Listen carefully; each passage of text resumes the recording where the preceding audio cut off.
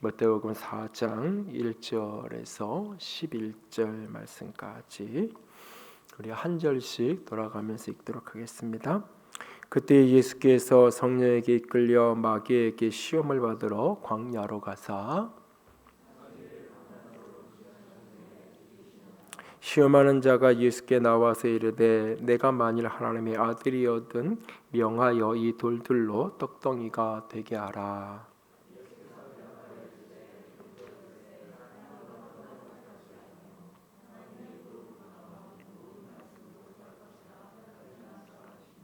이에 마귀가 예수를 거룩한 성으로 데려다가 성전 꼭대기에 세우고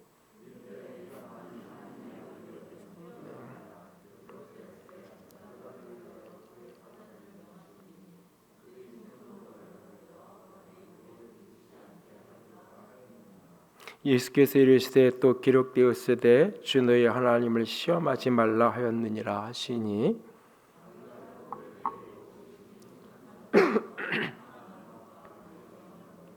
이르되 만일 내게 엎드려 경배하면 이 모든 것을 내게 주리라.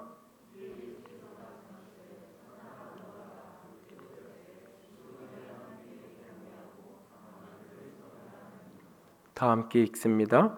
이에 마귀는 예수를 떠나고 천사들이 나와서 수종드니라. 아멘. 기도합니다.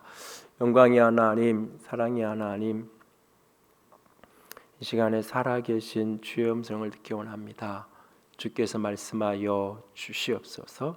연약한 종을 십자가대에 가려주시고 살아계신 주님만, 은혜의 주님만 드러나시고 말씀하시는 귀하고 복된 시간 되게 하여 주시옵소서. 주께서 붙들어 주시고 주께서 함께 하시고 주께서 말씀하시기를 간절히 원하며 우리 주님 예수님 이름으로 기도드렸습니다. 아멘. 엄마 집에 커피랑 설탕 있어요? 뭐 하려고 하는데 달고나 커피를 좀 만들어 보려고 며칠 전 유튜브를 보고는 한결이가 뜨끔없이 저녁 늦은 시간에 커피랑 설탕을 찾더라고요. 이 커피하고 설탕하고 물을 1대1대 1로 섞어서 한쪽 방향으로 이게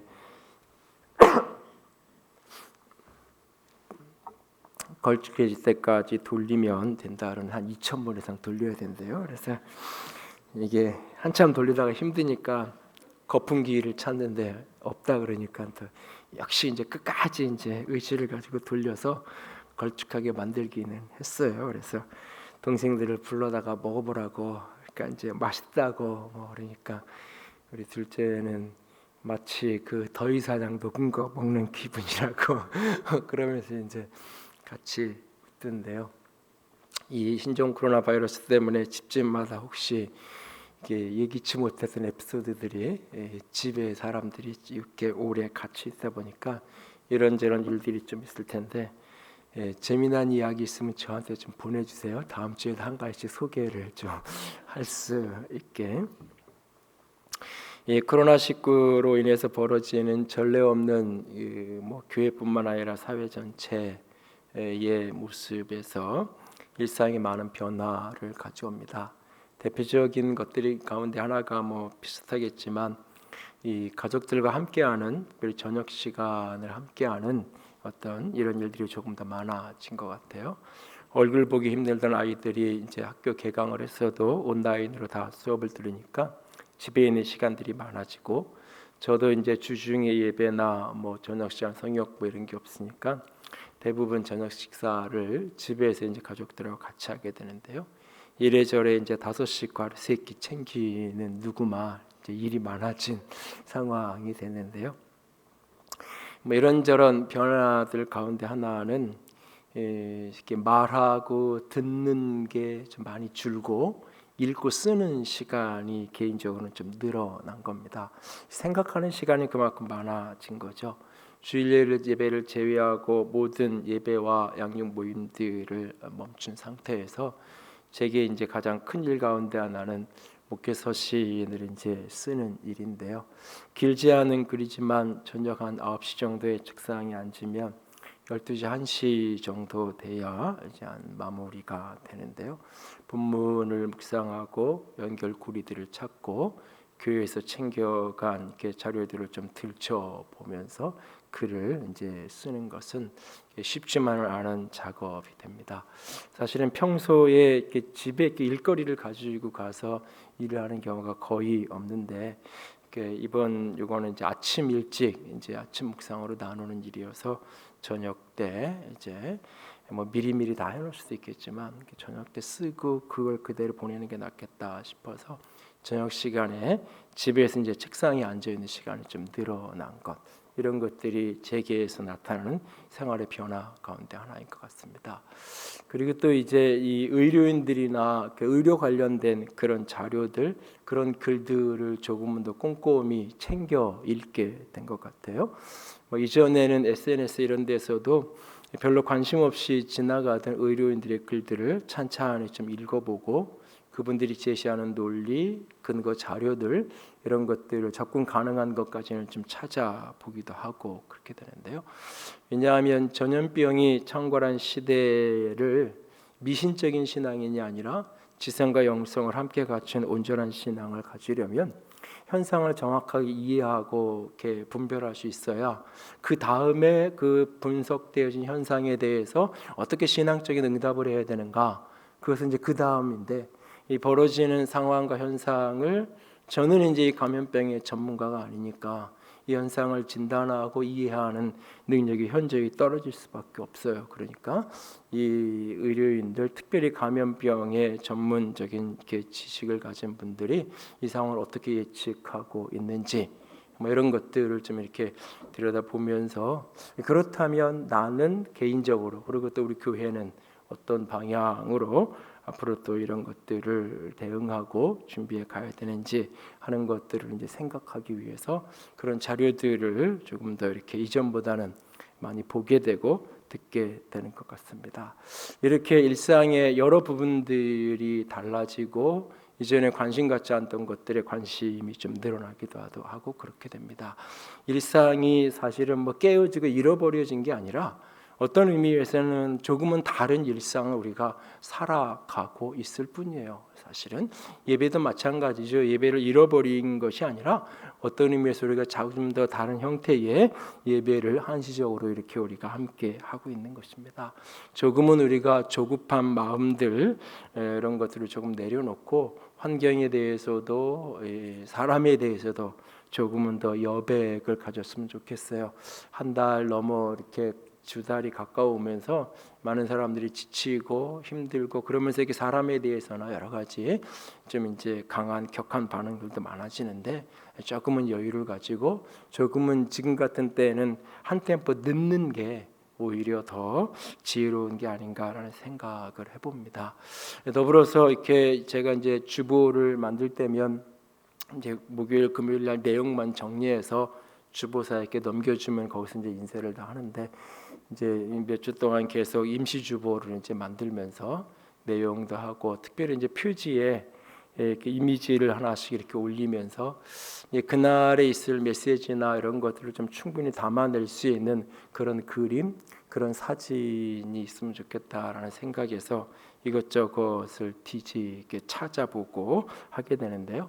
오늘 주보 표지에는 유대 광야를 찍은 사진 두 컷이 나란히 실려 있습니다. 그래서 오른쪽에 있는 사진은 여리고에서 이렇게 여리고 내려가는 길, 예루살렘에서 여리고 내려가서 거의 다 내려가서 사해 쪽에서 이렇게 거꾸로 유대 산지를 올려다보면서 이렇게 해가 지는 그 이제 석양이 있는 그런 어떤 유대 광야의 모습이고, 왼쪽에 있는 사진은 이제 여리고에서 위로 다시 사마리아 산지로 올라가면서 오전에 아침 나절 해를 담은 그런 유대 광야의 모습입니다.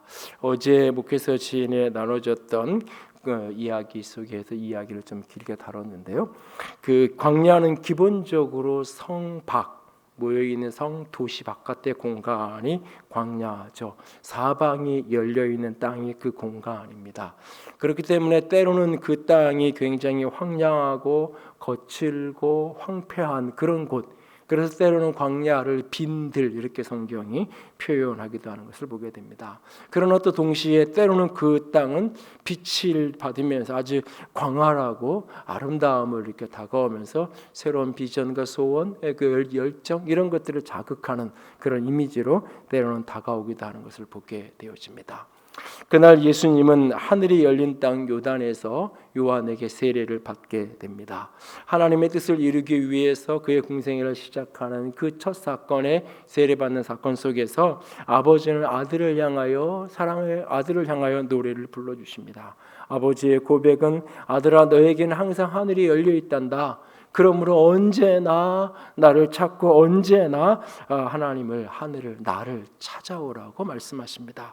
아들아 내게는 사명을 이루는 생명의 영이 성령이 내 안에 있다. 그러므로 언제든지 성령님을 의지하고 붙들라고 말씀합니다.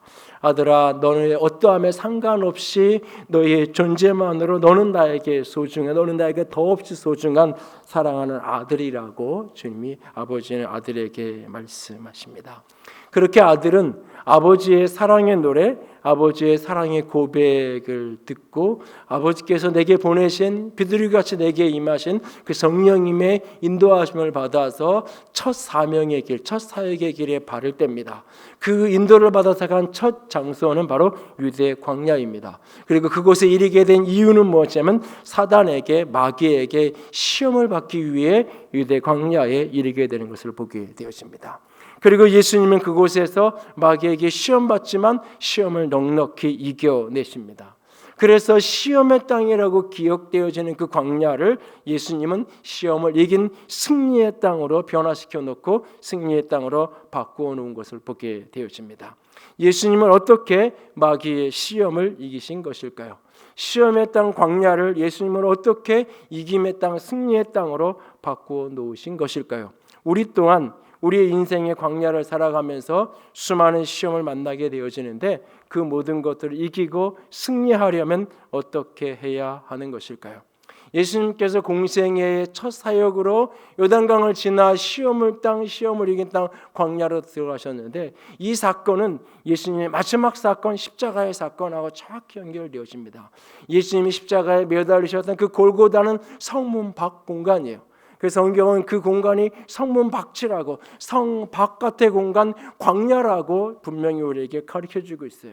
그래서 처음 예수님이 광야에서 시험 받으시며 마귀를 이기신 그 사건은 마지막 사건 예수님이 공생의 끝자락에 광야에서 십자가에 죽으시고 부활하심으로 말미암아 그 어둠의 영을 죽음을 사단을 완벽하게 온전히 궁극적으로 패배시키고 꺾고 정복하신 사건에 대한 예표요 그림자와 같은 사건입니다. 이렇게 예수님이 그렇게 광야에서 어둠을 이기셨고 사단을 이기셨고 시험을 이기셨습니다. 우리 또한 예수님처럼 광야에서 시험을 이기는 자가 되려면 어떻게 해야 할까요? 광야를 시험의 땅을 이김의 땅, 승리의 땅으로 변화시켜 놓고 바꾸어 놓으려면 어떻게 해야 하는지 두 가지 이야기를 나눕니다. 첫 번째는 성령과 마귀를 함께 직시하셔야 합니다. 마귀의 이 시험받는 땅에서 승리하는 자로 살아가려면 그곳에서 역사하는 마귀의 역사와 성령의 역사를 동시적으로 직시하고 바라보는 시각이 필요합니다. 광야는 안전이 보장되지 않은 땅입니다. 도시 안, 성 안에 있는 공간은 안전이 보장된 땅이죠. 그러나 성 밖은 안전이 보장되지 않은 땅이에요. 사실 그런데 역설적으로 제가 이 가인에 대한 이야기를 며칠 전에도 말씀드렸지만 오늘날 코로나 사태를 보면서 도시에 밀집돼 있을 수 있는 공간에 살아갈수록 사실 위험한, 오히려 도시 바깥에 농촌에 뜨문뜨문 집에 사는 분들이 있을 사실 오히려 안전한 그런 환경을 사실 역설적으로 보면서 우리가 고민을 하고 생각을 다시 하게 만드는데 그 성밖 광야의 그 공간은 온갖 위험에 노출되어져 있는 땅이에요. 낮에 광야는 뜨거운 태양이 큰 위험이 되는 땅이에요. 그것 어디에 그늘이 있는지 물이 있는지 제대로 알지 못하는 그 상황에서 뜨거운 태양은 사실은 어떤 살인 무기와 같이 힘들게 하는 공간이 그 땅이에요. 변변한 신발 하나 없이 광야를 걸어가야 한다는 것은 돌박 같은 그 광야를 걷는 것은 걸음이 사실은 고통이고 아픔인 것을 보게 돼요. 또 밤의 광야는 추위에 떨어야 하는 공간이에요. 또 저 멀리서 들려오는 들짐승 소리, 근데 이게 저 멀리서 들려오는 소리인지 바로 앞에서 들려오는 소리인지를 제대로 알 수 없는 그 속에서 깊은 잠을 편안하게 잘 수 없는 공포와 불안 속에서 살아갈 수밖에 없는 그 공간이 광야예요. 광야는 때로 그렇게 위험한 곳이에요. 인생의 광야 또한 별반 다르지 않는 것을 경험하죠. 인생길 하루하루 살아가는 삶 자체가 때로는 고통이고 아픔일 때가 우리에게 있습니다. 올해는 좀 나아지려나? 몇 년 동안 어려웠던 경제가 오래되면 조금 더 좋아지고 긍정적인 여러 가지 시그널이 나오면서 좋아지겠지 했던 수많은 생각들이 한순간 그 한낱 바이러스 안에 산산이 무너지고 산산이 깨지는 것을 우리는 보잖아요.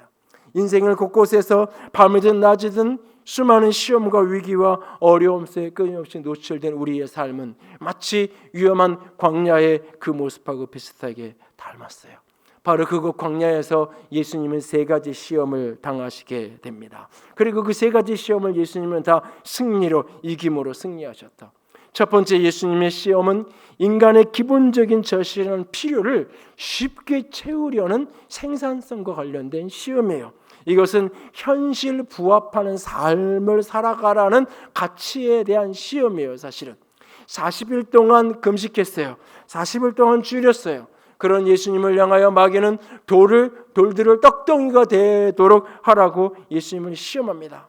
이스라엘을 여행하는 동안 가장 맛있게 먹었던 음식 가운데 하나는 차돌에 구운 화덕빵이에요. 그냥 얇은 피자 도우 같은 도우를 그냥 그 자체로 굽는 거예요. 그런데 그 밑에 차돌이 데워져 있는 돌이 있고 거기에 그 화덕 속에서 빵을 굽는, 그것을 이렇게 내면 그 모양 자체가 마치 이렇게 돌 모양처럼 만들어져 새겨져 있는 그 빵을 보면 그 막 구워낸 고소한 냄새와 그 모습이 마치 이 사람의 이 후각과 시각을 자극하면서 입에 침이 고이게 하죠. 40일 동안 금식한 예수님에게 그 이글거리는 태양 빛에 이 돌들이 뜨거워서 달궈지는 그 돌들을 볼 때 마치 그 모습 속에 거기에 익숙하게 예수님이 드셨던 1세기 때 가끔 자주 드셨을 그 화덕빵의 그 이미지, 그 모습, 돌에 빵을 구워 먹는 그 이미지가 떠오르면서 빵 생각이 간절하고 절실했을 거예요. 그런 예수님을 향하여서 내가 하나님의 아들이면 이 돌들을 떡덩이가 되게 하라고 사단은 유혹하고 있습니다. 여러분, 이 배부른 사람에게 떡 한 조각, 빵 한 조각은 전혀 유혹거리가 되지 않아요. 그러나 배고픈 사람에게는 그 빵 한 조각이 때로는 유혹거리가 되는 거예요. 에서가 하루 종일 사냥하고 다니면서 배고프고 굶주린 끼니를 놓치고 왔던 그랬을 때 그 죽 한 그릇, 렌틸콩으로 만든 스푼인데 원래는 이 죽 한 그릇이 때로는 유혹이 되는 거예요. 평상시 같은 때에 그걸 얘기하면 내가 밥 놔두고 죽을 내가 왜 먹냐, 내가 고기 먹지, 분명히 이랬을 음식이에요. 그런데 하루 종일 사냥하고 뛰어다니고 그러고 났는데 밥물 못 먹고 온 그 상태에서 그 죽 끓이는 그 냄새는 유혹거리고 시험거리가 되기도 하는 거예요. 인생에서 때로는 그럴 때가 종종 있죠. 그렇게 밥 한 그릇, 죽 한 그릇, 그것이 떡 한 덩이가 먹고 싶고 그것을 찾는 것은 잘못된 게 아니에요. 40일 동안 굶었으니까 그 빵 한 덩어리가 생각나고 굶주리고 먹고 싶고 그런 걸 느끼는 것 자체는 죄도 아니고 전혀 잘못된 게 아니에요. 그런 욕구를 갖는 것. 우리의 삶에 필요들이 있어요. 다양한 내 삶에 육체적인 필요가 있고 사회적인 필요, 많은 필요들이 있어요. 그 필요에 대해서 이 필요를 갖고 싶다, 얻고 싶다, 이것을 좀 내가 취했으면 좋겠다. 그것이 먹는 것인지 입는 것이든지 그 소원을 가지고 그 원함을 갖는 것 자체가 잘못이 아니에요. 그리고 배고프면 빵을 구워서 먹으면 되는 거예요. 배고프면 내가 죽을 끓여서 먹으면 되는 거예요. 내가 소원함이 있고 원함이 있으면 그것을 얻기 위해서 땀 흘려 수고하고 노력해서 내 삶의 결과로 그걸 얻어서 그걸 사서 취해서 내가 그것을 먹고 입고 그러면서 살아가는 것, 그것은 결코 죄도 아니고 잘못된 것도 아니에요. 문제는 뭐냐? 그것을 정상적인 방법이 아니라 하나님이 제시한 방법이 아니라 쉽게 얻을 수 있는 길이 있다는 거예요. 쉽게 얻을 수 있는 길. 배고프면 예수님이 배고프니까 40일 금식 끝났으니까 떡을 만들어 드시면 돼요. 그런데 그게 아니라 내가 하나님의 아들이면 이 돌을 떡으로 만들어라. 내가 하나님의 아들로서 가진 능력을 쉽게 사용해서 한순간 눈 딱 감고 사용해서 돌을 떡으로 만들어서 내가 먹고 살아가는 거예요. 쉽게 동생한테 형이라고 한번 불러주면 내가 그 죽 한 그릇 어렵지 않게 내가 먹을 수 있는 거예요. 내 눈 한번 딱 감아주면 이번 승진 명단에 내 이름이 올라가서 내가 승진할 수 있어요. 내가 그냥 눈 한번 딱 감고 내가 조금 내 마음이 분명히 잘못된 거 알면서도 그냥 사인하고 넘겨주면 더 이상 내가 전세금 구한이라고 이 은행 저 은행 전전하는 삶을 이제는 그만 살아도 돼요. 때로는 눈 딱 감고 내가 그냥 보이는 대로 받아서 쓰면 이번 학기 성적 나오고 이번 학기 장학금 타서 내가 그 등록금 내니라고 뼈 빠지게 아르바이트 안 하고 내가 장학금 받으며 공부할 수 있어요. 보이는 거 눈 딱 감고 그냥 받아 쓰면. 좋은 성적을 받고 싶은 게 잘못이 아니에요. 그런데 그것을 쉽게 얻을 수 있는 길이 있다고 사단이 이야기하는 거예요. 그것을 세상은 생산성이라고 이야기하고 세상은 그것을 현실에 부합하는 삶이라고 이야기해요. 적은 것을 투자해서 적은 노력으로 많은 것을 얻을 수 있다라고. 끊임없이 세상에서 우리는 그런 유혹에 직면하는 거예요. 쉬운 길이 있다고, 편한 길이 있다고, 빠른 길이 있다라고. 내가 원하는 거, 너 필요한 거 있잖아. 그걸 쉽게 얻을 수 있는 길이 있어. 편하게 취할 수 있는 길이 있어. 라고 끊임없이 유혹하는 유혹을 우리는 직면하며 살아가는 거예요. 그것이 예수님이 만났던 이 시험, 우리가 오늘도 직면하는 시험이에요. 두 번째 시험은 인기와 인정을 얻기 위해서 하나님을 이용하려고 하는 종교성과 관련된 시험이에요. 이목 집중과 관련된 시험이에요. 사단은 예수님을 거룩한 성전 꼭대기로 데리고 가요. 그리고 거기서 뛰어내리라 그래요. 그러면서 시편 91편 말씀을 인용해요. 내가 뛰어내리면 천사와 주의 사자가 와서 너를 받아줄 거고 다리가 부러지지 않을 거라, 다치지 않을 거라고 이야기해요. 근데 가만히 보면 배고프니까 돌로 떡을 만들라고 하는 거는 유혹이 될 수 있다고 공감이 되는데 이건 별로 피상적으로 읽으면 공감이 안 돼요. 제가 여러분 데리고 와서 이렇게 가서 뛰어내린다고 누가 이제 목사님이 정상인가 저거 미친 소리 아닌가 하지 그게 무슨 유혹거리가 될 수 있겠어요 어쩌면. 근데 곰곰이 이걸 들여다보면 성전이라는 곳이 어떤 곳이에요? 수많은 예배자들이 모이는 곳이에요. 영성의 상징이에요. 신비의 상징인 곳이에요. 그곳에 많은 사람들이 모여 있어요. 그곳에 말씀을 근거로 성경을 근거로 제시하는 거예요. 하나님이 당신의 천사를 보내서 발끝 하나 상하지 않도록 보호해 주신다고 말씀하지 않았냐? 너는 말씀을 의지해서 내가 도전하는 거고 말씀을 의지해서 뛰어내리는 거 아니냐? 그래서 만약에 뛰어내려서 이렇게 딱 안전하고 아무 일이 생기지 않는다면 얼마나 저 사람은 하나님하고 친한 사람이길래 하나님이 얼마나 저 사람을 사랑하는 사람이길래 저렇게 하나님께서 천사를 보호해서 말씀대로 저 사람을 지켜주고 보호해 주는가. 수많은 사람들이 그를 따르기 시작할 것이고 수많은 사람들의 인기와 인정과 칭찬이 따라오기 시작할 거예요. 자신의 인정과 인기를 위해서 하나님을 적절히 이용하라는 메시지예요. 하나님하고는 상관없이. 지난 2월 9일 신천지 부산 야고보 집화장이라는 분이 설교했던 녹취록을 방송에 여기저기 보도가 돼서 한 번쯤 들어보신 적이 있을 거예요. 지금 우한에 폐렴이 있잖아요. 거기서 우리 지교회가 있는 곳입니다. 그런데 중국이 지금 보니까 700명이 넘게 죽었어요. 확진자가 3만 명이 넘어요. 그런데 그 발원지가 우리 지교회가 있는 곳이에요. 그런데 우리 성도 중에 한 명도 걸리지 않았어요. 감사하죠. 우리가 딱 제대로 서 있으면 신앙 가운데 믿음으로 제대로 서 있으면 하나님이 지켜주시고 보호해 주시는 겁니다. 수많은 사람들이 아멘을 외치는 그 소리와 함께 어우러진 이 녹취 테이프를 들으면서 저는 몇 번을 내가 돌려봤는지 몰라요. 그걸. 하는 심각한 질문, 여전히 진행형의 질문을 안고 있어요. 오늘날 제가 하는 설교, 성도들이 아멘이라고 반응하는 이 장면을 카메라로 찍어놨다가 몇 개월 후에 그것을 되돌려보면 수많은 사람들의 조롱거리가 되어져 버리는 그런 어떤 현장을 만들어내고 있지는 않는지. 하나님이 함께 하시고 하나님이 지켜주시니까 우리가 바른 믿음을 가지고 있으면 하나님이 신선한 공기를 우리에게 부어주셔서 우리는 코로나에 걸리지 않는다. 하나님이 우리를 도와주시고 하나님이 우리를 치유해 하나님이 우리를 도와주니까 그래서 하나님이 우리에게 알려주시고 깨닫게 해주셨다고 이 소금물로 만든 이 분부기를 입에 소독하면 정화가 돼서 깨끗해져서 당신들은 걸리지 않을 거라고. 쇼를 한 걸까요? 그들은 다 같이 믿었어요. 그렇게 하나님이 우리를 도와주신다고. 근데 그게 아니잖아요. 하나님의 이름을 가져왔는데 하나님하고는 상관없는 이야기를 한 거예요. 하나님은 그렇게 너를 돕겠다고 이야기한 적이 없어요. 하나님은 그 우한의 한복판에 있을 때 내가 너를 지킬 거라고 말씀하신 적이 없는 거예요. 하나님은 그렇게 하신 적이 없는데 내가 하나님을 내 마음대로 끌어온 거예요. 내 필요를 위해서, 내 명예를 위해서, 내 이름을 위해서. 우리가 이렇게 능력 있는 교회야, 우리가 이렇게 힘 있는 사람들이야, 이것을 드러내기 위해서 하나님을 내 마음대로 가져오는 거예요. 내가 필요한 것을 채우기 위해서, 내가 원하는 욕망을 이루기 위해서 하나님을 끊임없이 이용하고 있는 거예요. 하나님의 이름을 갖다 쓰고 있는 거예요. 여러분, 어떤 사람이 대통령 팔고 함부로 다닌다고 이야기해 보세요. 대통령이 그걸 알았어요. 그 사람 가만둘까요? 오늘날 교회 안에 오늘날 수많은 사람들이 하나님의 이름을 자기 마음대로 팔고 다녀요. 하나님하고는 상관없이. 이 유혹이 특별히 신앙인들이 만나는 유혹이에요.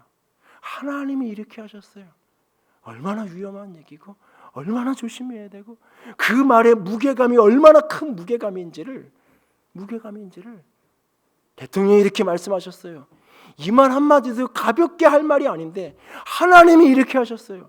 이게 얼마나 무게감이 있는 말인데 그 무게감을 깊이 느끼면서 그 하나님과의 교통함 속에서 진짜 깨달은 말씀을 나누고 있는 건지 아니면 내 필요를 위해서 쓰고 있는 건지 자기 마음대로 하나님의 이름을 함부로 사용해서는 안 돼요. 세 번째 시험은 마귀와 타협하고 경배하면 부와 권력을 주겠다는 소유욕과 관련된 시험이에요. 첫 번째는 현실을 부합하는 삶을 살아가는 생산성에 관련된 시험이고 두 번째는 사람들의 이목을 집중할 수 있는 종교성과 관련된 시험이고 세 번째는 소유욕과 특별히 권력의 소유와 관련된 시험이에요. 부도 사실은 권력이죠. 그 부로부터 권력과 힘이 나오는 거예요. 사람들이 권력을 가지고 힘을 가니 정치적인 능력을 갖고 싶어하는 이 능력이 힘, 이 유혹. 끊임없이 우리에게 교회 아니고 바깥이고 수많은 사람들 몇 명만 모이면 그래서 끊임없이 내가 권력을 쥐고 싶은 하나님을 버리고 사단과 타협해서 이 권력을 쥐게 하려는 그 유혹. 보는 것은 소유욕과 관련이 있어요. 보면 갖고 싶어요, 사람은. 그래서 사단이 예수님을 천하 만국이 보이는 높은 곳으로 산꼭대기로 데려가서 온 세상을 보여주면서 이거 다 내가 너에게 줄게. 아담이 타락하면서 내가 빼앗은 이 권세 내가 너에게 다 줄 테니까 너 나한테 경배해라고 사단이 유혹하는 거예요.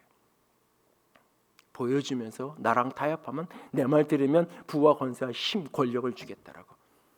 괴테의 파우스트에서 루시퍼가 파우스트를 찾아와서 내 영혼을 나한테 팔면 내가 원하는 모든 소원을 들어주겠다라고 이야기하는 것처럼 오늘날도 우리의 삶 속에서 인생의 수많은 것 속에서 내가 신앙인의 정체성, 신앙인의 가치 한순간 그거 뒤로 하고 세상을 받아들이고 어둠을 타협하면 내가 원하는 부와 권세를 힘을 얻을 수 있도록 끊임없이 유혹하는 현장을 우리는 만나잖아요. 그렇게 예수님이 당했던 그 시험의 현장은 오늘 우리가 당하는 시험의 현장이에요. 배고픈 인간의 필요가 시험거리가 되기도 하고 인간과 인정과 인기, 특별히 신앙하는 것 속에 수많은 시험거리들이 도사리기도 하고 부와 권력을 주고 싶은 이것이 끊임없는 우리의 시험거리로 다가옵니다. 그런데 예수님은 그 시험을 능히 이겨내셨어요. 어떻게? 그 시험 배후에 사단의 역사하고 마귀가 역사한다는 걸 직시하고 계시기 때문에 모든 시험은 시험하는 자가 내 안에 있는 욕심이 내 안에 있는 거짓된 욕심이 같이 맞닥뜨려지는 거예요. 외부에서의 자극과 내 안에 있는 육체의 소욕, 내 안에 있는 육체의 욕망, 내 안에 있는 욕심 이것이 같이 만나서 미혹되어서 죄로 넘어지는 자로 가는 거예요. 그런데 내 안에 있는 이 욕심뿐만 아니라 저 바깥에 내가 시험당하는 이 현장, 이 배후에 사단이 있다는 마귀가 역사하고 있다는 것을 직시하고 계신 거예요. 그 동시에 마귀가 역사할 수 뿐만 아니라 내가 세례받을 때 열린 하늘문에서 비둘기같이 내게 오신 성령님 그분이 여전히 함께 하신다는 사실이에요. 오늘 본문은 성령에게 이끌려 마귀에게 시험받으러 광야에 가셨다. 성령님이 갖다만 놓고 너 혼자 여기서 알아서 살아라고 떠나간 게 아니에요. 그 시험 받는 그곳에, 마귀에게 시험 받는 그 자리에 성령님이 거기에 계신 거예요. 거기에.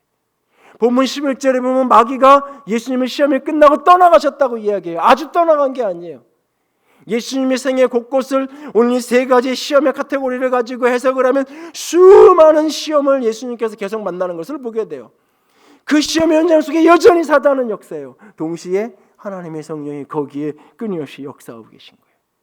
그래서 시험 받는 자리, 광야를 이김의 땅으로 바꾸려면 그곳에서 역사하고 있는 시험의 실체 저 너머에 있는 사단의 역사, 마귀의 역사를 직시해야 될 뿐만 아니라 그곳에서 나를 응원하는 자로, 나를 돕는 자로 그 자리에 역사하시는 성령님, 하나님을 또한 믿음으로 끊임없이 붙들고 바라보아야 하는 것이에요.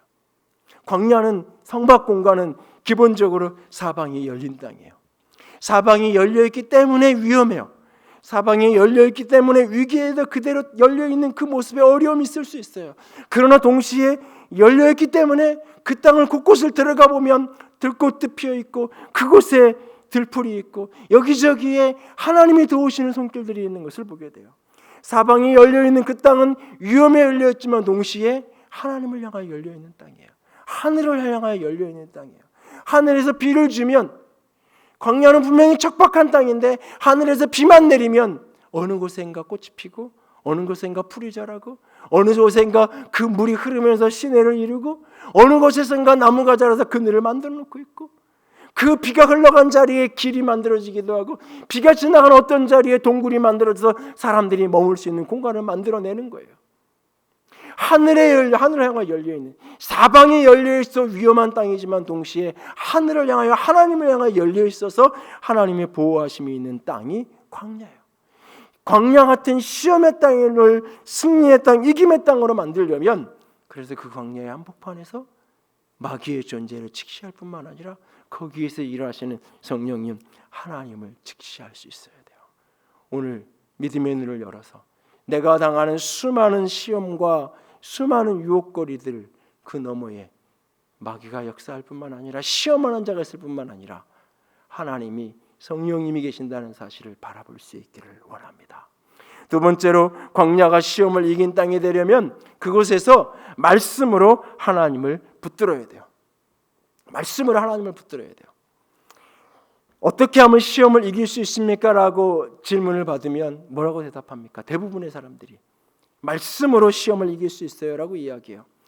교회를 조금 다니고 신앙생활 좀 하신 분들은 이 마태복음 4장의 시험 받는 이야기를 적어도 한두 번 이상 설교를 들었을 거예요. 그러면서 이 설교의, 대부분의 설교의 핵심 결론은 뭐냐? 예수님이 말씀으로 사단을 이겼다. 그러면 우리도 말씀으로 무장해야 사단을 이길 수 있다라고 하는 이야기예요. 맞는 말이에요. 말씀으로 무장하고 말씀을 가져야 사단을 이길 수 있는 건 맞아요. 그런데 여기서 우리가 조금은 조심스럽지만 깊은 질문을 던져봐야 돼요. 말씀으로 사단을 이긴다고 할 때 그 말씀은 과연 어떤 말씀일까? 말씀을 기계적으로 붙들고 문자에 갇히면 바리새인들이 말씀대로 하면서 인간을 끊임없이 사람들을 옥죄이고 고통스럽게 만들었던 똑같은 모습이 되는 거예요. 신천지 사람들이 모이면 가장 많이 하는 이야기가 성경대로, 말씀대로예요. 어디 가는데 커피 마시러 가지 않아요. 교제하러 가지 않아요. 뭐하러 가는데? 성경 공부하러 가요. 카페에 앉아서 이런저런 이야기하면서 어떤 사는 얘기, 삶의 얘기하지 않아요. 카페에 둘이 앉아서 빼곡하게 노트를 해가면서 성경 공부를 해요. 그런데 그 말씀을 그렇게 공부하고 애쓰는데 그것이 사단을 이기는, 시험을 이기는 무기가 아니라 미혹에 빠지게 하는 미끼가 되어져 버리는 역설적인 모습을 우리는 보잖아요. 며칠 전에 예원이가 기타 튜닝기를 하나 주문해달라고 캡처해가지고 저한테 보내서 제가 튜닝기를 이렇게 인터넷에서 주문해가지고 이렇게 줬는데, 악기를 조율해야 되는데 자기는 내 튜닝기가 없다고 하나 사달라고 그러더라고요. 여러분, 악기들이 여기 이렇게 있는데 조율되지 않은 악기는 열심히 치면 칠수록 시끄러워요.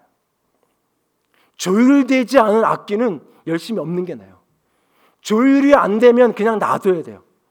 그게 모르는 게 오히려 나아요. 조율되지 않아요. 조율되지 않은 악기를 내가 잘 친다고 열심히 해보겠다고 조율하는 거 아무리 두들겨봐요. 실력이 느는 게 아니라 아름다운 하모니를 만들어내는 게 아니라 고통을 만들어내는 거예요. 말씀대로 할 때 그 말씀은 조율되어야 되는 거예요. 조율돼. 특별히 특별히 그것은 성령의 조명하심 속에서 조율되어야 돼. 그래서 말씀을 가까이 하는 깊이만큼 사실 기도의 무릎을 꿇어야 되는 거고, 동시에 교회의 공동체적인 고백 속에서 그것이 조율되어야 돼요. 그래서 신학을 공부하는 거, 교회 역사를 공부하는 거예요. 교회가 어떻게 이 본문을, 이 말씀을 이를 어떻게 이해했고 어떻게 해석했는지를 역사를 통해서, 역사에 나오는 수많은 신학의 고백을 통해서 그것을 조율하는 거예요. 그래서 울타리를 쳐놓는 거예요. 그리고 그 울타리 안에서 나름대로 곡을 바꿔보기도 편곡을 해보는 거예요. 조율을 해놓고 그 속에서 근데 사람들이 말씀대로 하면서 조율을 하지 않으려고 해요. 신학도 필요 없고 교회 역사도 필요 없고 다 필요 없고 내가 깨달은 거야. 이게 얼마나 위험한 이야기인지. 여러분, 예수님이 돌로 떡덩이를 만들려고 하니까 신명기 8장 3절을 인용하시면서 기록되었으되 사람이 떡으로만 살 것이 아니려 하나님의 말씀으로 살 것이나 말씀하잖아요. 성전에서 뛰어내리라고 말했을 때, 기록되었을 때 신명기 6장 16절을 예수님이 인용하시면서 주 너희 하나님을 시험하지 말라고 말하잖아요. 천하만국을 보여주면서 나한테 경배하면 이 모든 것 주겠다고 말할 때에 사단아 물러가라고 말씀하시면서 신명기 6장 13절을 예수님이 인용하면서 기록되었을 때 주 너희 하나님께만 경배하라고 말하잖아요. 기록되었을 때. 그런데 마귀도 기록되었을 때 시편 91편 11절 12절을 인용하면서 기록되었을 때 네가 뛰어내리면 천사가 와서 받아줄 거고 다리가 상하지 않고 깨지지 않고 문드러지지 않고 내가 안전하게 떨어질 거다. 뛰어내려라. 기록되었을 때. 사단은 없는 말씀을 했나요? 성경 말씀을 왜곡시켜서 해석했나요? 아니에요. 성경에 있는 이야기 그대로 한 거예요. 예수님도 기록되었을 때, 마귀도 기록되었을 때. 그런데 무엇이 달라요? 예수님은 기록되었을 때 그 속에서 하나님의 마음을 보는 거예요. 사단은 그 기록되었을 때 그 속에서 하나님을 오히려 시험하는 거예요. 기록되었을 때는 그 문자 속의 말씀 속에서 하나님을 보면 사단이 이겨지는 거고, 그 속에서 하나님을 보지 못하면 그것이 오히려 사단의 미끼가 되는 거예요. 성경을 안다는 것이, 배웠다는 것이 오히려 인생을 올가매는 올무가 되는 거예요. 때로는 수없이 제가 이야기하잖아요. 성경은 거울인 동시에 창이라고.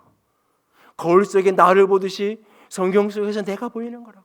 그래서 말씀을 들을 때에 내가 보이고 내 죄가 보이고 내 어둠의 연약함이 보여지는 거라고. 그래서 다른 사람이 한 99가지 잘못이 아니라 내 한 가지 잘못 때문에 통곡하게 되고 엎드리게 되는 게 말씀 앞에 나를 보는, 말씀을 거울 앞에 서는 사람이라고. 동시에 말씀은 창문이에요. 창문 너머 저 멀리를 보는 것처럼 말씀의 창을 통해서 우리는 하나님을 보는 거예요. 말씀의 창을 통해서 하나님이 어떤 성품의 분이고, 말씀의 창을 통해서 하나님이 어떤 위대한 일을 하셨는지, 그리고 말씀의 그 창을 통해서 하나님의 실존을 경험하고 체험하는 거예요. 말씀 중에서 하나님을 만나는 거예요. 그런데 어떤 사람들은 그 거울 자체에만 관심이 있어요. 그 창문 자체에만 관심이 없어요. 창문 너머로 무엇을 볼지 생각하고, 창문이 어떤 재질이네, 유리가 어떠네, 이것만 관심이 있어요. 거울을 보면서 거울 속에 비친 나를 볼 생각을 안 하고, 이 거울이 동그랗네, 네모나네, 이것만 관심이 있어요. 마치 그런 것처럼 이 목사님 설교는 이렇고 이 목사님 설교는 이렇고, 설교를 판단하기만 할 뿐 그 속에서 나를 보려고 하지 않아요. 나는 성경을 몇 독한 사람입니다. 나는 성경고사 300구절을 외우는 사람이에요. 나는 이런 성경고사를 통과한 사람이에요. 이야기하는데 그 속에서 하나님을 보지는 못해요. 하나님을 보지 못해요. 기계적으로 내가 말씀을 공부했다고, 나는 이런 훈련을 했고 이런 제자 훈련을 했고 이런 신학을 했고 수없는 이야기를 해요. 그런데 그 속에서 하나님을 보지는 못해요.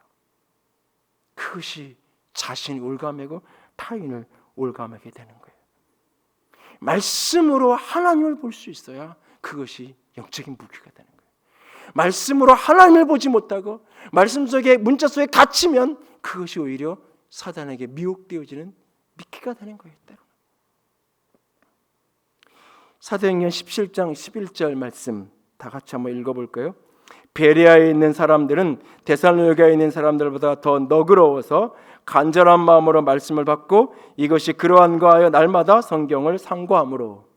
베레아 사람을 굉장히 좋아하는데 여기 우리 성경 개역 개정판에 너그러워서라고 번역된 게 예전 성경 개역 한글판 성경에는 신사적이어서 그렇게 번역이 돼 있어요. 그래서 나는 신사적인 사람 뭐 이렇게 생각을 하면서 이제 좋아한 적이 있는데, 더 나아가서 사실 이 구절의 핵심은 그 밑에 보면 간절한 마음으로 말씀을 받고 그러한가 날마다 성경을 상고했다. 간절한 마음으로 말씀을 받고 그러한가 날마다 성경을 상고했다.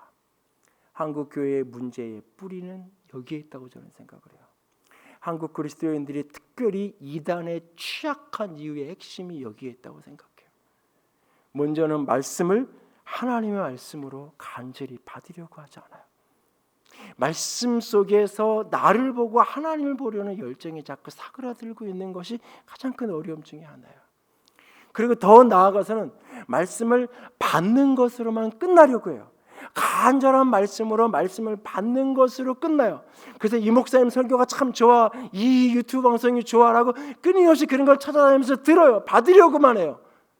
목사가 해석하고 설교하고 다 요리해놓은 설교를 들으면서 받으려고만 해요.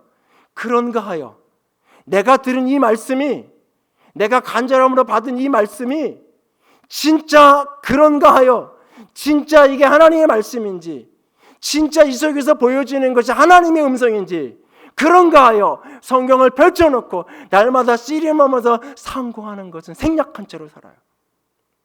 다시 말해서 무슨 얘기냐? 생각하지 않으려는 거예요. 사고를 멈춘 신앙인을 만들어내는 거예요. 제가 요즘에 함께 예배할 수 없는 이 상황 속에서 많은 동료들이나 이렇게 아는 분들이 유튜브 하라고 새벽에 이렇게 해서 이렇게 하면 된다고 쭉 해가지고 가르쳐주기도 하고 뭐 그래요. 근데 제가 글로 안 달려가는 이유가 하나 있어요. 오히려 이 SNS 상에서 읽기에 좀 긴 글을 목회서실이라는 이름으로 부활절까지 40일 하면 될 줄 알았는데 더 갈 것 같은데 느낌에 이게 이유가 생각하라고. 요즘엔 SNS에서 짧은 글 몇 문장 만들어가지고 딱 그거 딱 임팩트 있게 들어오면 그래 그렇지. 그리고 짧은 영상 2, 3분짜리 2페이지 빽빽하게 써도 5분 딱 듣고 10분 딱 들으면 끝. 그런데 사고는 발달하지 않아요. 글을 쓰는 이유는 생각하라는 거예요. 읽어 내려가다 멈춰서 되돌아보기도 하고 생각하라고. 진짜 그런가? 이 본문의 이야기가 진짜 그런 이야기일까? 생각하라고요. 여러분, 유폐감별사는 유폐를 연구하는 게 아니라 진폐를 오래 연구한다 그러잖아요. 진폐를 오래 만지고 냄새 맡고 느껴본다 그러잖아요. 그래서 유폐를 딱 만지기만 해도 이게 뭔가 느낌이 다른, 진폐를 너무 익숙하기 때문에. 저는 오래전에 이 이야기를 듣고 맞다. 그래서 교회 안에서 제가 신천, 이단 이런 얘기를 거의 안 해요. 이단 집회를 해야 된다고 신천지 그런 어떤 추수꾼들을 교회를 힘들게 할 수 있으니까 그런 강사를 초청해서 교회에서 강의도 하고 해야 된다고 주변에서 수없이 목사님들이 얘기해도 한 번도 제가 하지 않아요. 제 이유가 뭐냐면 이단 연구할 시간 있으면 진리를 연구하는, 이단이 1, 2, 3, 4 가르친다라고 이야기하는 걸 공부할 시간이 있으면 바른 신앙 고백이 무엇인지를 배우는 게 더 중요하다. 진리를 복음을 제대로 깨닫고 훈련되면 이게 뭐가 틀린지는 정확히 잡아내지 못해도 최소한 이거 좀 이상한데? 이거 조금 다른 것 같아. 이 정도는 분별할 수 있다. 그리고 정상적인 신앙이라면 그런 느낌이 왔을 때 목사님 이거 이상한데요? 집사님 이거 내가 이런 걸 읽어봤는데 좀 이상해. 어떻게 생각해? 라고 묻게 되고 말하게 되는 게 정상이니까. 그러면 그때 같이 나누고 이건 아닙니다. 정리해 주면 되는 거니까. 그런데 반강제로 요즘에 신천지에 대한 게 공개되고 나오면서 거기에서 수많은 사람들이 시온센터라고 하는 곳에 모여서 수개월 동안 성경 공부를 하고 시험을 보고 하는 이야기들이 나오잖아요. 수많은 사람이 빼곡하게 줄 서가지고 엎드려 앉아가지고 받아쓰기 옛날 시험 보듯이 마룻바닥에 앉아가지고 시험 본다고 얘기하잖아요. 총회장님 천국 시험을 통과해야 신천지 백성이 될 수 있다라고. 세상에 성공한 사람의 특성이 목표를 정하고 열심히 부단히 노력하지 않느냐고. 천국 가는데도 노력하지 않으면 어떻게 천국 갈 수 있냐고. 그러니까 시험센터에 가서 열심히 공부하고, 그래서 공부해서 시험 봐서 총회장님 낸 이 시험 문제에 통과해야, 그래야 당신들 천국 시민이 되고 신천지 백성 되는 거라고. 그 허접한 가르침에, 그리고 내놓은 몇 가지 문제라는 것들이 너무너무나 허접한 그 이야기들을 사람들이 듣고 따라가. 왜? 반복해서 듣고 같은 생각을 가진 사람들하고 집단적으로 모여있다 보면 확증 편향의 현상이 나타나는 거예요. 그것만 전부인, 그러면서 사고가 멈추는 거예요. 사고가.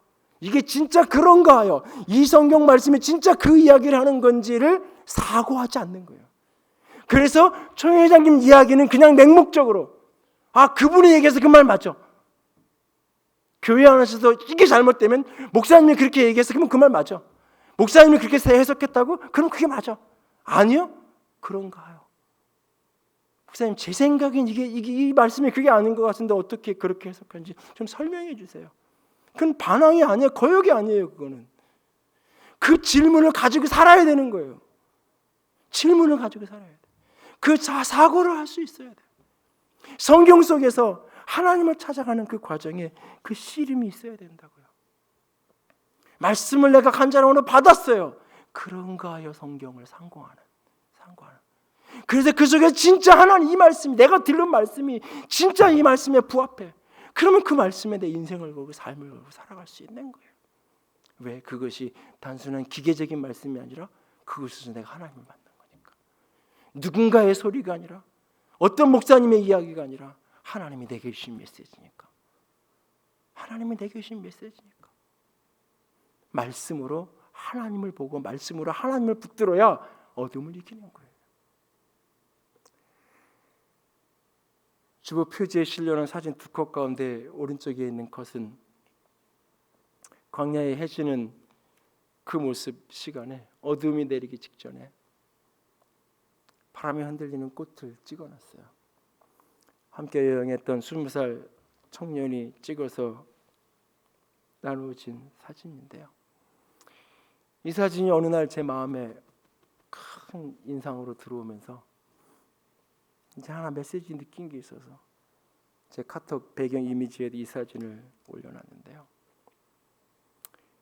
여행에서 돌아와서 여러 가지 이야기를 전해드려요. 목사님도 교회 오면 안 된다는 이야기까지 들려와요. 말하지 않아도 공항에서 딱 교회 왔을 때 주차장에 있고 3주 만에 온 교회지만 목양실 안 올라갔어요. 그대로 캐리어 끌고 거기서 마침기도 하고 헤어져서 캐리어 끌고 집으로 들어갔어요. 야그샤그샤 들려오는 소리들. 또 동네에 무슨 광명 무슨 맘카페에서 어느 교회에서 몇십 명이 이스라엘 갔다 왔다는데 이거 어떻게 되는 거 아니냐고 그런 이야기는 돌아다닌다는 소문이 들려와요. 혹 한 사람이라도, 아니 나 한 사람이라도 무슨 일이 생기면, 또 이 기간들이 마냥 계속 이렇게 길어지면 교회는, 성도들은 과연 신실하게 믿음을 끝까지 지키면서 그 속에서 믿음으로 한 주, 두 주가 지날 때는 아쉽고 모이는 게 어색해지겠지만 이것이 한 달, 두 달, 저는 처음부터 전화 받을 때 그랬어요. 5, 6월까지 갈 거야. 목사님 몇 달까지, 언제까지 갈 것 같으세요? 동료 선임배들이 물으면 제가 하는 얘기가 아니에요. 의사들이 그때부터 하는 얘기예요. 처음부터.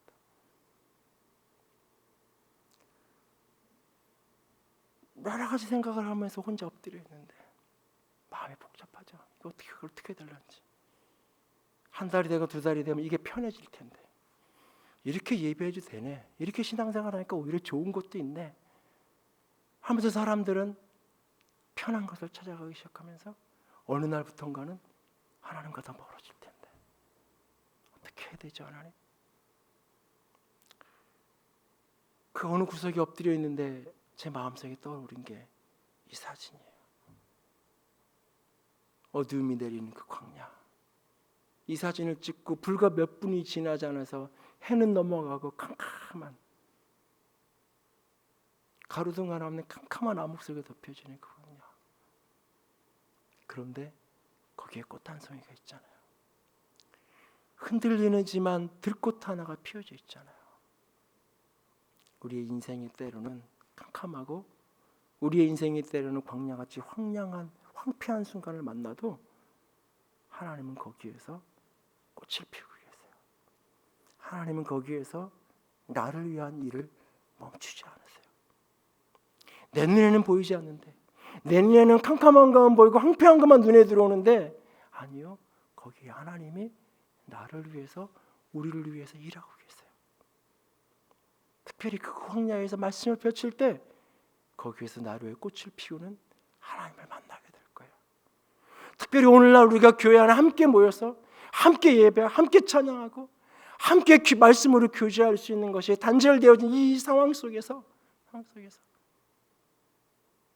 요란한 일들이 벌어지는 이 상황 속에서 잠잠히 말씀을 펼쳐서 새벽 어느 시간이든 밤 깊은 어떤 시간이든 말씀 앞에 엎드리세요.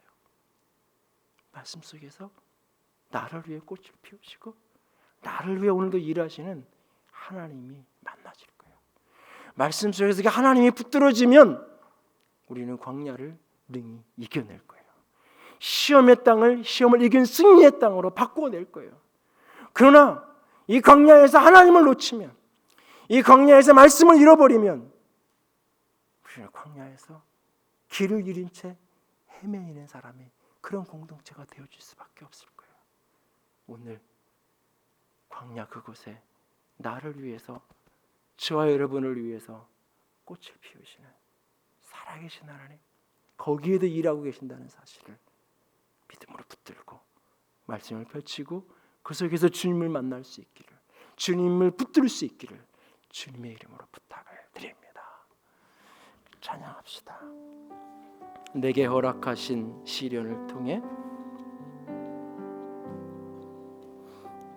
나의 믿음 더욱 강하게 자라나고 험한 산과 골짜기 지나는 동안 주께 더 가까이 나를 이끄시네. 함께 고백하면서 찬양합니다. 내게 허락하신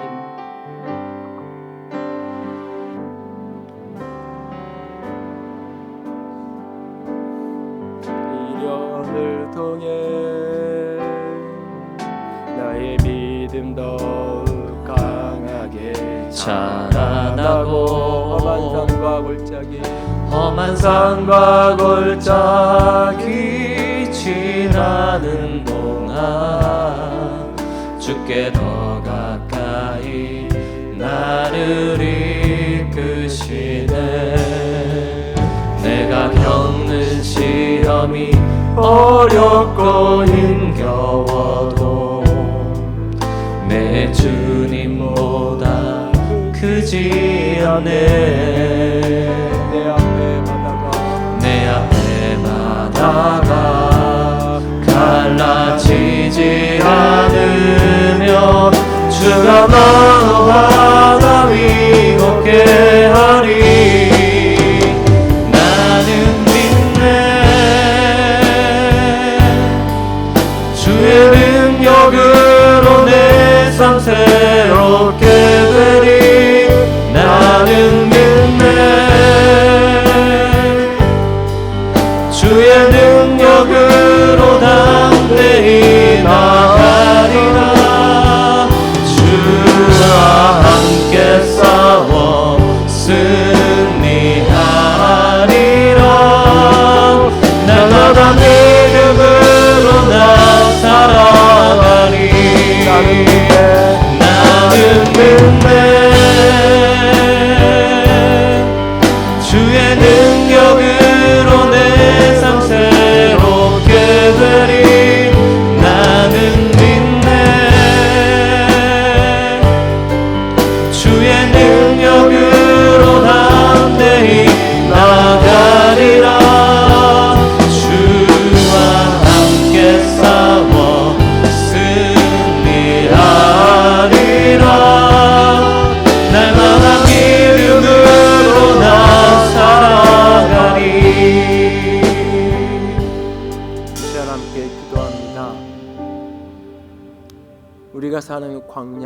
같은 인생, 수많은 위험이, 시험거리들이 있습니다. 오늘도 절실하게 필요한 그 무엇인가가 시험거리가 되기도 합니다. 조금 더 인정받고 칭찬받고 이목이 집중되고 싶은 것이 시험거리가 됩니다. 더 많은 권력, 더 많은 것을 가지고 싶은, 힘을 가지고 싶은 그 소유가 시험거리가 됩니다.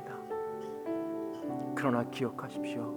그 너머에 사단이 있고 그 위에 하나님이 계십니다. 광야에서 나를 위해 꽃 한 송이를 피우고 계신 나의 하나님, 그 하나님을 말씀 속에서 만나기를 원합니다. 주님, 말씀에서 하나님을 볼 수 있게 도와주세요. 내가 어디에 흩어져 있든지 어떤 모양으로 오늘 서 있든지 말씀 속에서 하나님을 만나고 다시 일어설 수 있도록 하나님 도와주세요. 사단을 이길 수 있게 해주세요. 같이 기도합시다. 사랑의 하나님, 영광의 하나님, 주님만을 사랑합니다. 내가 아버지, 겪는 시험이 내 모든 삶을 어렵고 힘겨워도 힘겨워도 오늘도 수많은 현실을 보아주시오. 오늘도 수많은 생산성의 시험, 쉽게 빠르게 편하게 아버지, 오늘도 적게 노력하고 적게 땀을 흘리고 많은 것을 얻으시며 주가 나로 바다위 걷게 하리. 아버지, 그 유혹을 이기게 하시옵소서. 아버지 존재성의 이 성령의 시험 이겨낼 수 있게 도와주시고 막히시고 지시하게 하시고 그 너머의 성령을 보게 하시옵소서. 하나님을 보게 하시옵소서. 말씀으로 하나님을 직면하게 하시옵소서. 말씀으로 하나님을 붙들게 하시옵소서. 말씀으로 하나님을 만나줄 때 이 세상을 주는 시험을 어디로 신자가 되도록 아버지 하나님의 보는 눈을 갖게 하여 주시옵소서. 주의 능력으로 내 삶 새롭게 되리. 나는 믿네. 주의 능력으로 담대히 나가리라. 주와 함께 싸워 승리하리라. 날마다 믿음으로 나 살아가리. 주님, 내가 서 있는 이곳이, 그리고 오늘 사회 전체가, 아니 세계 전체가 바이러스로 감염으로 황폐화되어가는 이 시대에 바로 이곳이 광야입니다. 그리고 이곳에 수많은 시험거리들이 내게 있습니다. 오늘 내게 필요한 그 물질이, 오늘 내게 필요한 친구가 아버지 때로는 내게 시험이 되어 다가오기도 합니다.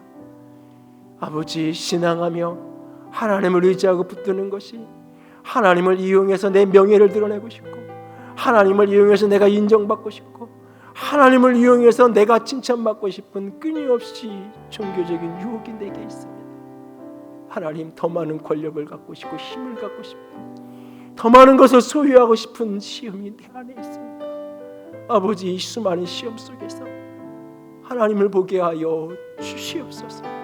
시험하는 자 마귀를 볼 뿐만 아니라 직시할 뿐만 아니라 하나님을 보게 하여 주시옵소서.